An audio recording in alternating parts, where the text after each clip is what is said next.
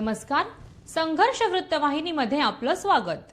घेऊया ठाणे आणि आसपासच्या परिसरामधील घडणाऱ्या महत्त्वाच्या घडामोडींचा आढावा. ब्रह्मांड कट्टा अंतर्गत ब्रह्मांड संगीत कट्ट्याच्या ठाणे शहराचा विक्रमी 100वा संगीत कट्टा आणि ठाणे शाखेचा 4था वर्धापन दिन सोहळा बुधवारी 24 जून रोजी सहयोग हॉल घंटाळी ठाणे येथे दिमाखात आणि धूमधडाक्यामध्ये पार पडला. संगीतप्रेमींनी ओसंडून वाहणाऱ्या सभागृहात टाळ्यांचा आणि शिट्ट्यांचा अक्षरशः मुसळधार पाऊस कोसळला आणि स्टेजवर एकापेक्षा एक लाजवाब गाण्यांचा मधुर स्वरधारा बरसल्या. 3.5-4 तास चाललेल्या या संगीताच्या पर्जन्यामध्ये सारेच चिंब न्हावून निघाले. गाण्यांची रिमझिम, वाद्यांची मुसळधार, स्वरांची वर्ष आणि साजांचा गडगडाट हे सारं काही उपस्थित रसिक श्रोत्यांनी अगदी काठोकाठ अनुभवलं. राष्ट्रगीताने सुरू झालेला हा सुंदर कार्यक्रम आणि सुपरहिट गीतांचा प्रवास करत अखेर उषा मंगेशकर यांनी अजरामर केलेल्या मुंगळा मुंगळा या तुफानी हिट गाण्यावरती येऊन थांबला. अख्खं सभागृहच या जबरदस्त गाण्यावरती थिरकलं. वेचून वेचून निवडलेल्या जवळपास साऱ्याच धमाल गीतांवरती प्रेक्षकांच्या उत्स्फूर्त प्रतिक्रिया आल्या. कार्यक्रम पूर्ण पॅक असल्यामुळे अनेक गाण्यांना वन्स मोर येऊनही नाईलाजाने तो घेता आला नाही आणि तसं पाहायला गेलं तर सर्वच गाणी वन्स मोरच होती. ब्रह्मांड संगीत कट्टा ठाणे शहर शाखा सदस्या मनीषा ठाणेकर, कविता सपकाळे, संदीप गुप्ता, जयंत घेगडमल यांच्यासह या शोमध्ये सहभागी गायक यांनी गेल्या अनेक दिवसांपासून घेतलेल्या परिश्रमांना काल अगदी भरघोस यश मिळालं. तसं दरवर्षी प्रत्येक वर्धापन दिन या शाखेने दणदणीत पार पडलाय, पण या वेळच्या वर्धापन दिनाला शतकपूर्ती विक्रमी 100व्या कट्ट्याची झळाळी होती. त्यामुळे तो अगदी देखणा आणि अधिकच दौदिप्यमान झाला. ब्रह्मांड संगीत कट्टा ठाणे शाखेच्या प्रकाश जोशी, अमिता प्रभू, अर्चना कर्माकर, भाग्यश्री अय्यर, गणेश परदेशी, गीता दीक्षित, ज्योती जामकर, कल्पना चौधरी, कृष्णा बढे, राहुल जाधव, राजू पठाणे, राणी मेजारी, रेणू कांबळे, शरद कोणकर, शेखर चिलका, उदयसिंग रावराणे, जगदीश वाघेला, वंदना खैरनार, विनोद परंदीकर या गायकांनी मेहनतीने तयार केलेली गाणी इथे अगदी मनापासून सादर केली. श्रोत्यांची मनमुराद दाद मिळवली. या शोचं दणदणीत संगीत संयोजन मनोज शिवलिंग यांनी केलं, तर उत्कृष्ट निवेदन कट्ट्याच्या ऑल टाईम फेवरेट निवेदिका ऋतुजा देशपांडे यांनी केलं आहे. साऊंड आणि लाईटची उत्तम व्यवस्था अनंत नागती यांनी पाहिली, तर व्हिडिओग्राफीची महत्त्वपूर्ण जबाबदारी अंजली संत आणि अनंत मुळे यांनी छान सांभाळली. सर्वांचंच अनमोल प्रामाणिक योगदान या कार्यक्रमास लाभलं, त्यामुळेच हा शो खास अविस्मरणीय झाला. कट्टा परिवाराचा आमचा विविध शाखा ब्रह्मांड कट्ट्याच्या माध्यमातून चालतात आणि त्या अंतर्गत ब्रह्मांड संगीत कट्टा यांच्या विविध शाखा ठाणे शहरामध्ये चालतात. आज आमच्या ब्रह्मांड संगीत कट्ट्याच्या 8 शाखा आहेत आणि त्यामध्ये ठाणे शहर शाखा ही 2 नंबरची शाखा आहे. त्याचा आज शतकपूर्ती सोहळा आम्ही इथे साजरा करतो या सहयोग मंदिरमध्ये. आणि या शतकपूर्ती सोहळ्यात आणि त्यांचा 4था वर्धापन देखील दिन या दिवशी आहे आणि त्यावेळी त्यांनी 100 शतकं म्हणजे 100 कट्टे पूर्ण केले. त्याबद्दल त्याचा एक शतक महोत्सव आज आम्ही साजरा करतो सहयोगला. त्यामुळे आज विविध प्रकारची धमाल गीते आणि लोकांना एंटरटेनमेंट, आणि आज पाऊस देखील आलेला आहे त्यामुळे लोक देखील खुश आहेत, आनंदात एंटरटेनमेंट करतात आहेत. प्रत्येक शाखेचं गेल्या महिन्यामध्ये आमच्या मेन शाखेचा शतकपूर्ती सोहळा झाला. आता विविध शाखेंचा कोणाची 2 वर्षे झालीत, कोणाची 3 वर्षे झालीत, प्रत्येकाचे आपले आपले शाखेचे कट्टे चालू आहेत आणि आज शतकपूर्ती सोहळा हा विशेष सोहळा आहे. त्यामुळे आम्ही सगळे परिवार इथे आज जमलेलो आहे सहयोगमध्ये आणि ठाणेकरांनी देखील त्या सोहळ्याला भरपूर प्रतिसाद दिला आहे. फुल हॉल भरलेला आहे, तुम्ही बघू शकता. त्यामुळे ह्या सोहळ्यासाठी सगळ्या रसिक प्रेक्षकांचे मी आभार व्यक्त करतो आणि असंच सहकार्य तुम्ही या ब्रह्मांड कट्ट्या परिवारात द्यावा असं मी तुमच्याकडे विनंती करतो. धन्यवाद. ठाणे महानगरपालिकेचे मालमत्ता कर म्हणजे प्रॉपर्टी टॅक्स भरण्याचे आवाहन. सन 2022-23 या आर्थिक वर्षाचे मालमत्ता कराचे म्हणजे प्रॉपर्टी टॅक्सचे बिल ठाणेकर करदात्यांना महापालिकेमार्फत आर्थिक वर्षाच्या सुरुवातीस म्हणजे माहे एप्रिल 2022 मध्ये देण्यात आलेले आहे. तथापि अद्यापही काही करदात्यांनी मालमत्ता कर महापालिकेकडे जमा केलेला नाही. सध्या आर्थिक वर्षाचा अंतिम टप्पा सुरू झाला आहे. मालमत्ता कर वसुलीसाठी महापालिकेतर्फे कडक कारवाई हाती घेण्यात आली आहे. या अंतर्गत जंगम मालमत्ता, टीव्ही, फ्रीज, वाहन व इतर जप्त करणे तसेच स्थावर मालमत्ता वॉरंट बजावून जप्त करण्यात येत असून मालमत्तेचा जाहीर विक्रीद्वारे लिलाव करून कराची रक्कम वसूल करण्यात येत आहे. मालमत्तेस पाणी पुरवठा करण्यात येणारे नळ संयोजन खंडित करण्यात येत आहेत. त्याचप्रमाणे थकीत मालमत्ता करावर 2% व्याज आकारले जात असल्याने भरावयाची रक्कम वाढत आहे. आपला मालमत्ता कर propertytax.thanecity.gov.in या लिंकद्वारे तसंच गुगल पे, फोन पे, पेटीएम याद्वारे ऑनलाईन पद्धतीने करण्याची सुविधा उपलब्ध करून दिली आहे. शनिवार, रविवार व सार्वजनिक सुट्टीच्या दिवशी नागरिकांना मालमत्ता कर भरणे सोयीचे व्हावे याकरता महापालिकेचे मालमत्ता कर संलग्न कार्यालय या दिवशी कार्यान्वित ठेवण्यात आलेले आहे. तरी मालमत्ता कर वसुलीची अप्रिय कारवाई टाळण्याच्या दृष्टिकोनातून मालमत्ता कर भरून महापालिकेस सहकार्य करावे. धन्यवाद.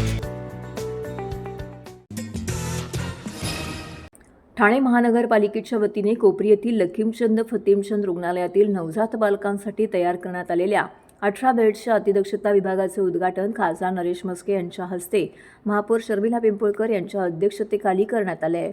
यावेळी उपमहापौर कृष्णा पाटील, सभागृह नेते हनुमंत जगदाळे, ज्येष्ठ नगरसेवक राम रेपाळे, स्थानिक नगरसेवक भरत चव्हाण, नगरसेविका मालती पाटील, नम्रता पमनानी, उपायुक्त मनीष जोशी, मुख्य वैद्यकीय आरोग्य अधिकारी डॉक्टर प्रसाद पाटील, आरोग्य अधिकारी डॉक्टर राणी शिंदे, डॉक्टर धायगुडे आणि डॉक्टर समिधा गोरे यांच्यासह स्थानिक नागरिक मोठ्या संख्येने उपस्थित होते. शेठ लखीमचंद फतीमचंद प्रसूतिगृह हे अनेक वर्षापासून परिसरातील सर्वसामान्य कामगार व झोपडपट्टी भागातील नागरिकांसाठी महत्त्वाचे प्रसूतिगृह राहिले आहे. स्थानिक लोकप्रतिनिधींनी या कामासाठी सातत्याने पाठपुरावा करून या रुग्णालयाच्या विकासासाठी प्रयत्न केले. महिलेची प्रसूती झाल्यानंतर जर बाळाला अतिदक्षता विभागात ठेवायचे झाल्यास छत्रपती शिवाजी महाराज रुग्णालय कळवा किंवा इतरत्र हलवावे लागत होते. पण आता याच ठिकाणी 18 बेड्सचे अतिदक्षता कक्ष तयार करण्यात आल्यामुळे नवजात बालकांना इतरत्र हलवावे लागणार नाही. आजपासून अत्याधुनिक नवजात शिशु अतिदक्षता विभाग नागरिकांच्या सेवेमध्ये दाखल झाला असल्याचं खासदार नरेश म्हस्के यांनी नमूद केलं आहे. कोविड काळामध्ये ठाणे महानगरपालिकेच्या आरोग्य यंत्रणेने अत्यंत प्रतिकूल परिस्थितीमध्ये काम केलंय. या काळामध्ये आरोग्य अधिकारी डॉक्टर राणी शिंदे, मुख्य वैद्यकीय अधिकारी डॉक्टर प्रसाद पाटील, डॉक्टर खुशबू टावरी, समिधा गोरे यांचं अनेक डॉक्टर कर्मचाऱ्यांनी जीवाची पर्वा न करता केलेल्या सेवेमुळे ठाणे शहरात कोविड नियंत्रणात ठेवणे शक्य झाल्याचा उल्लेख खासदार नरेश म्हस्के यांनी केला आहे.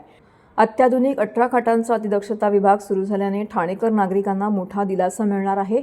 उपमुख्यमंत्री एकनाथ शिंदे यांच्या मार्गदर्शनाखाली ठाणे महानगरपालिका नागरिकांपर्यंत दर्जेदार आरोग्य सेवा पोहोचवण्यास कटिबद्ध असल्याचं महापौर शर्मिला पिंपळकर यांनी नमूद केलं आहे. स्थानिक नगरसेविका मालती पाटील, नम्रता पमनानी, नगरसेवक भरत चव्हाण यांनी देखील आपलं मनोगत व्यक्त करत उपमुख्यमंत्री एकनाथ शिंदे, खासदार नरेश म्हस्के यांचे आभार मानले. सुसज्ज अशा अतिदक्षता विभागामुळे कोपरीकरांना दिलासा मिळाला असून या कक्षामध्ये 24 तास तज्ज्ञ डॉक्टरांची नेमणूक केल्याबद्दल प्रशासनाला देखील धन्यवाद दिले आहेत. 18 बेडचं SNCU हे युनिट अतिदक्षता कक्ष लहान जन्मलेल्या बच्चूंकरता आज कार्यरत झालेलं आहे. एकनाथ शिंदेसाहेब यांच्या पाठपुराव्यामुळे आणि त्यांनी दिलेल्या भरभक्कम पाठिंब्यामुळे हे युनिट सुरू झालेलं आहे. खूप चांगली सेवा उपलब्ध करून दिलेली आहे. दिवसाकरता 10,000, 15,000 हजार रुपयाचा दर इतर प्रायव्हेट हॉस्पिटलमध्ये लागतो आणि गरिबांना ते परवडत नाही. यामुळे फार मोठी समस्या दूर होणार आहे आणि एक चांगली सेवा या ठाणे महापालिकेने सुरू केलेली आहे. सार्वजनिक आरोग्य विभागाची 18 बेडचं SNCU युनिट हे पहिलं युनिट कोपरीमध्ये या ठिकाणी सुरू झालेलं आहे. या हॉस्पिटलमध्ये 18 NACचं उद्घाटन आपले माननीय खासदार नरेशजी म्हस्के साहेब यांच्या शुभ हस्ते संपन्न झालेला आहे. अनेक दिवसापासून ज्या समस्या होत्या त्या आज इथे मार्गी लागलेल्या आहेत. स्थानिक नगरसेवक, स्थानिक इकडचे रहिवासी या सर्वांच्या मागणीनुसार आज ही NICU 18 बेडचं संपन्न झालेलं आहे आणि महाराष्ट्र राज्याचे लाडके उपमुख्यमंत्री एकनाथजी शिंदे साहेब यांनी सतत आरोग्यसेवा ही ठाणे शहरातच नाही तर महाराष्ट्रभर त्यांच्या हातून घडत असते आणि आज मी सर्वांचे धन्यवाद मानेन, खास करून आमचे खासदार साहेबांचं. कारण जेव्हा महापौर म्हणून ते कार्यकाळ त्यांचा होता त्यावेळेला त्यांनी हा प्रश्न मार्गी लावला होता आणि आज तो पूर्ण झालेला आहे. सगळ्यांना माझा नमस्कार. जय महाराष्ट्र. महाराष्ट्राची महाराष्ट्राचे उपमुख्यमंत्री एकनाथ शिंदे साहेब, खासदार नरेशजी मस्के साहेब, नवनिर्वाचित मला वाटतं आमदार रवींद्रजी फाटक आणि मला असं वाटतं की आमच्या महापौर शर्मिलाताई पिंपळवळकर, नम्रता पमनानी नगरसेविका माझी मैत्रीण आणि मला असं वाटतं सर्व शिवसैनिक. मला खरंच आज अत्यंत आनंद होतो की 2012 पासून ज्याच्यासाठी आवाज उठवलेला की हॉस्पिटल पाहिजे, हॉस्पिटलमध्ये 24 तासांसाठी सिझरिंग पाहिजे, पण ज्या वेळेला नवजात बाळ जन्माला येतं त्यावेळेला त्याचं वजन कमी असतं किंवा त्याच्या पोटातली कावीळ असते किंवा एखाद्या वेळेला त्याला क्रिटिकल काही प्रॉब्लेम जे पोटात असतात, तर अशा वेळेला अशा बच्चूंना ठेवण्यासाठी जे पेटी लागतात ते इथे फक्त 2च होत्या आणि त्या 2 ज्या होत्या त्या देखील व्यवस्थित चालू नव्हत्या. आणि अशा बच्चूंना आपल्याला जर न्यायचं असेल तर कळवा हॉस्पिटल, छत्रपती शिवाजी महाराज रुग्णालय किंवा तिथे पण फक्त 15 पेट्या होत्या आणि ह्या 15 पेट्यामध्ये जर बच्चू असतील तर मग हेच बाळ आपल्याला त्या परिस्थितीत आपल्याला सायनला न्यावं लागत होतं. पण सायनला नेता नेता अनेक बाळं ही दगावली होती किंवा छत्रपती शिवाजी महाराज आणि कळवा हा ब्रिज अत्यंत दगदगीचा असल्यामुळे आणि ट्रॅफिक जाम असल्यामुळे तिथे देखील नेता बरीच बाळं दगावली गेली होती. म्हणून कुठेतरी एक इच्छा होती की मातृत्व जर जिथे आपण बाळाला जन्म एक स्त्रीला पुनर्जन्म देतोय तर तिथे आपल्याला काहीतरी नवजात बाळांसाठी पेट्यांची इथे आपल्याला आवश्यकता आहे. आणि मला असं वाटतं की महासभेत हा आवाज घेतला आणि त्यावेळेचे महापौर हे नरेशजी मस्के साहेब होते, त्यांनी तो विषय ऐकला आणि मला असं वाटतं की त्याच वेळेला त्यांनी डॉक्टरांची मीटिंग देऊन आदेश दिले की ही विनंती खरंच कळकळीची आहे, स्त्रियांच्या निगडीत आहे, हे इथे बच्चूंचं NICU होणं गरजेचं आहे. आणि त्याच वेळेला उपमुख्यमंत्री एकनाथ शिंदे साहेब आणि त्यावेळेचे मुख्यमंत्री एकनाथ शिंदे साहेब यांच्याकडे ही प्रस्तावना नेण्यात आली, त्यांना ते सांगण्यात आलं आणि त्याच वेळेला त्यांनी आदेश दिले डॉक्टरांना. आणि मी बांगर साहेबांचा, विपिन शर्मा साहेबांचा देखील मनापासून धन्यवाद देईल. त्यावेळेचे कमिशनर ते असताना त्यांनी त्याच वेळेला आदेश दिले, त्यांनी राऊंड घेतला, हॉस्पिटलमध्ये जागा आहे की नाही बघितले, हॉस्पिटल देखील नवीन करण्यास आदेश दिले आणि NICU देखील परवानगी दिली. आणि आज कुठेतरी एक निवांत श्वास ज्या वेळेला बच्चूच्या आईला जो आनंद होतोय तो आनंद आज आम्हाला सगळ्यांना होतोय. कारण स्त्री असल्यामुळे एका स्त्रीचं दुःख काय असतं किंवा तिचं बाळ छत्रपती शिवाजी महाराज रुग्णालयात आणि ती बाई इथे असल्यानंतर बाळ कसं आहे कसं नाही या परिस्थितीत ती डिलिव्हरी झालेली स्त्री अर्धी दुखावत होती, अर्धी आजारी पडत होती. पण आज मला आनंद वाटतोय. आज यहाँ पे हमारे NICU लक्ष्मीचंद फतेहचंद हॉस्पिटल में NICU का उद्घाटन हुआ है. 18 पेटियाँ दी गई है और ये इनका धन्यवाद मैं हमारे उप मुख्यमंत्री एकनाथ जी शिंदे साहब, खासदार नरेश जी मस्के साहब और हमारी महापौर शर्मिला पिंपलोड़कर और हमारी पूरी TMC की डॉक्टर प्रसाद, मनीष जोशी, बांगर साहब और रानी शिंदे मैडम को करती हूँ कि उन लोगों ने जैसे 2012 में मालती ताई ने बोला था कि हम लोग को यहाँ पे NIU की पेटियाँ चाहिए, तो उसके बाद हम जब चुन के आए तो हमने ताई के साथ सपोर्ट में यहाँ पे मांगनी की और काफ़ी यहाँ पे आंदोलन हुए और काफ़ी बार महासभा में बोला गया और जब जाके आज यहाँ पे ये मिलने के बाद हम सबको बहुत खुशी हुई है, यहाँ के स्थानिक लोगों को, थाना में, क्योंकि माँ को बच्चे से अलग करके छत्रपति शिवाजी में जाने के बाद माँ जब हम बच्चा पैदा करते हैं तो हमें एक खुशी होती है, लेकिन माँ की खुशी बच्चे में होती है, लेकिन बच्चा ही दूसरी जगह होगा तो माँ को कहाँ खुशी मिलेगी और माँ की तबीयत भी ख़राब हो जाएगी. इसीलिए यहाँ पे पेटी दी तो आज बच्चा और माँ एक ही जगह है और आज माँ अपने आँखों से बच्चे को देख सकती है और उसकी खैर खबर ले सकती है. इसलिए मैं सबको धन्यवाद करती हूँ. ठाण्यातील उपवन रोड परिसरात शुक्रवारी दुपारी गुलमोहरचे झाड कोसळून रस्त्यालगत उभी असलेल्या 3 चारचाकी वाहनांचं नुकसान झालंय. सुदैवाने या घटनेत कोणतीही जीवितहानी अथवा दुखापत झाली नाही. ठाणे महानगरपालिका आपत्ती व्यवस्थापन कक्षाला दुपारी 12:42 वाजता घटनेची माहिती मिळाल्यानंतर तात्काळ पथके घटनास्थळी दाखल झाली. ही घटना दी colony family restaurant, जहारा हसानत केंद्रासमोर, Digvijay industry, उपवन रोड येथे घडली आहे. घटनास्थळी वृक्ष प्राधिकरण विभाग, आपत्ती व्यवस्थापन कक्ष, अग्निशामक दलाचे जवान, एक पिकअप वाहन, JCB, हायड्रा मशीन, रेस्क्यू वाहन तसेच इतर हायर वाहनांच्या मदतीने झाड कापून बाजूला सारण्याचं काम सुरू करण्यात आलं. या दुर्घटनेमध्ये वाहनांचं मोठ्या प्रमाणामध्ये नुकसान झालंय. झाड कोसळल्यामुळे 3ही वाहनांचं नुकसान झालं असून पुढील कार्यवाही ठाणे महानगरपालिकेच्या संबंधित विभागाकडून सुरू आहे. देशात 25 जून 1975 रोजी लागू करण्यात आलेल्या आणीबाणीच्या 51व्या वर्षानिमित्त भाजप ठाणे शहराच्या वतीने भाजप वर्तकनगर विभागीय कार्यालयामध्ये विशेष व्याख्यानाचं आयोजन करण्यात आलं होतं. या कार्यक्रमात राष्ट्रीय सहसंघटन मंत्री श्री शिवप्रकाशजी यांनी प्रमुख वक्ते म्हणून मार्गदर्शन करीत विरोधकांनी आपली सत्ता टिकवण्यासाठी देशावर अन्याय करत 25 जून 1975 रोजी आणीबाणी लागू केल्याचं सांगितलंय. त्यांनी आपत्काल दरम्यान घडलेल्या अन्यायकारक घटनांची आठवण करून देत त्या काळातील लोकशाहीवरील आघात आणि संघर्ष यांचा सविस्तर आढावा घेतला आहे. तसेच सध्याच्या काळामध्ये संविधानात संपुष्ट आणले जात असल्याच्या विरोधकांच्या टीकेला त्यांनी खडेबोल सुनावत ही टीका पूर्णपणे निराधार आणि दिशाभूल करणारी असल्याचं स्पष्ट केलं आहे. त्यांनी हा काळ भारतीय लोकशाहीच्या इतिहासातील काळा अध्याय असल्याचं नमूद करत लोकशाही मूल्यांचं जतन करण्याचं आवाहन केलं आहे. तसेच एकमेकांच्या भावना समजावून घेत एकत्रितपणे काम केल्यास भारताला विकसित राष्ट्र बनवण्याचे स्वप्न साकार होईल असं देखील नमूद केलं आहे. यावेळी भाजप ठाणे जिल्हा अध्यक्ष ॲडव्होकेट संदीप लेले, उपमहापौर कृष्णा पाटील, सईताई लेले, बाबूराव कानडे, नगरसेवक मंडळ अध्यक्ष, पदाधिकारी, कार्यकर्ते मोठ्या संख्येने उपस्थित होते. कार्यक्रमात आणीबाणीतील संघर्षाच्या आठवणींना उजाळा देत लोकशाहीचे महत्त्व अधोरेखित करण्यात आले. तसेच आणीबाणीच्या काळात योगदान दिलेल्या 26 सत्याग्रहींचा देखील या ठिकाणी सत्कार करण्यात आला आहे. आज के इस कार्यक्रम में मंच पर उपस्थित हमारे जिला अध्यक्ष और युवा जिला अध्यक्ष संदीप लेले जी, जिनके अनुभव को आपने अभी सुना, बाबूराव कानड़े, मैं थोड़ा गलत बोल जाऊं तो समझने में जरा कठिन होता है। मंच पर उपस्थित सईताई लेले,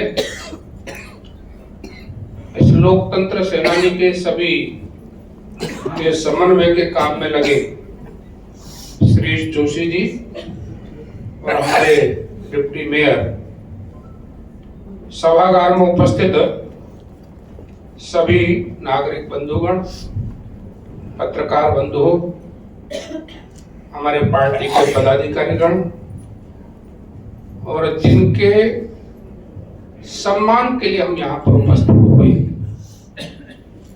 आपातकाल के अंदर इमरजेंसी में जिन्होंने जेल के अंदर रहकर उस आपातकाल के अंदर रहते हुए लोकतंत्र की रक्षा के लिए लड़ाई लड़ी, ऐसे सभी लोकतंत्र सेनानी बंधु, एक बार ऐसे सभी लोगों के लिए फिर से ताली बजाइए।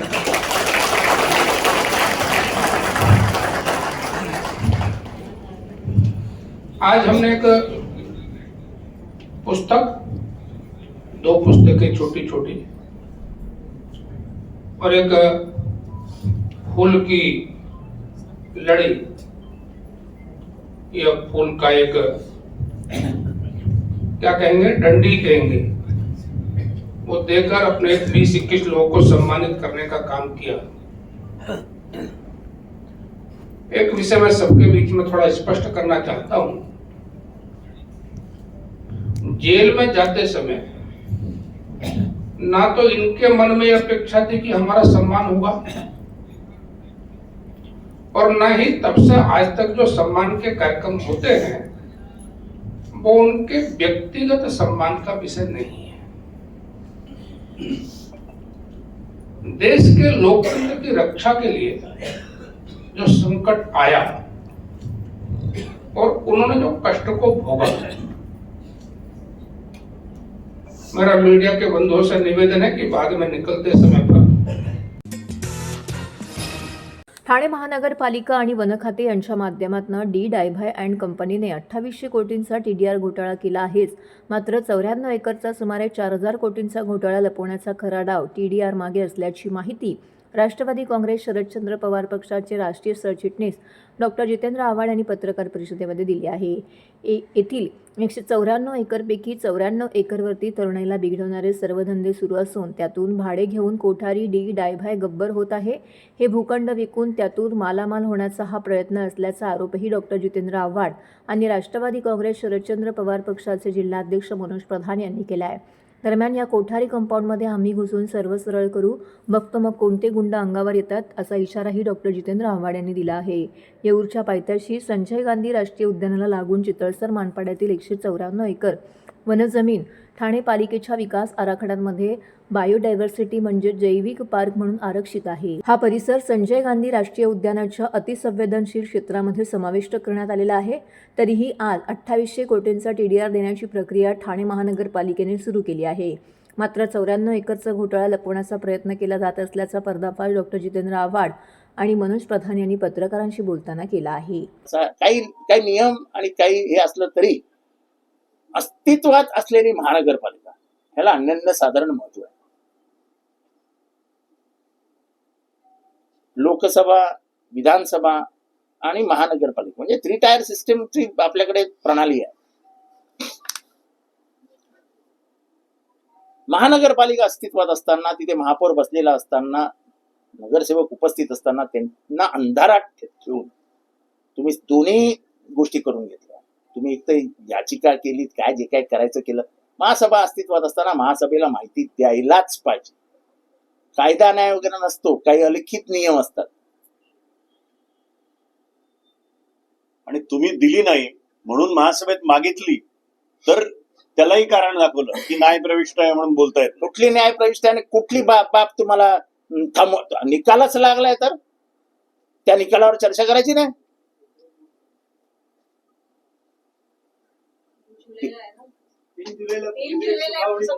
आता 3 जुलैला हायकोर्टात 3 जुलैला ती तुमच्यावरती जी काय ते अवमान याचिका आहे त्याची सुनावणी. त्याच्याशी काय करायचं आम्हाला? तुमचा अवमान झाला, खड्ड्यात गेला, आम्हाला काय घेणं देणं? ठाणेकरांना काय घेणं देणं? मग त्याच्याने महापालिकेत चर्चा घ्यायची नाही. अरे वा, अरे वा.